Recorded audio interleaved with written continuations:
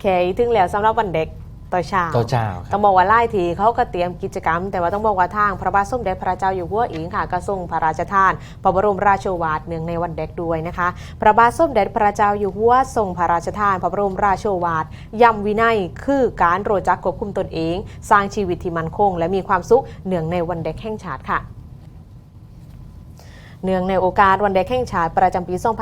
2569 พระบาทสมเด็จพระเจ้าอยู่หัวพระราชทานพระบรมราโชวาทแก่เด็กและเยาวชนไทยความว่าเด็กๆทุกคนควรทำความเข้าใจให้ถูกต้องว่าวินัยมีใช้เพียงการปฏิบัติตามกฎข้อบังคับเท่านั้นหากแต่คือความสามารถในการควบคุมตนเองให้กระทำในสิ่งที่สมควรทำพระบรมราโชวาทตอนหนึ่งระบุว่าการมีวินัยในตนเองจะนำมาซึ่งความสุขและความเจริญอย่างแท้จริงทั้งต่อตนเองครอบครัวและก็สังคมโดยรวมการฝึกฝนตนเองให้เป็นผู้มีวินัยจึงเป็นสิ่งที่มีคุณประโยชน์อย่างยิ่งและควรได้รับการปลูกฝังอย่างต่อเนื่องจนเป็นปกตินิสัย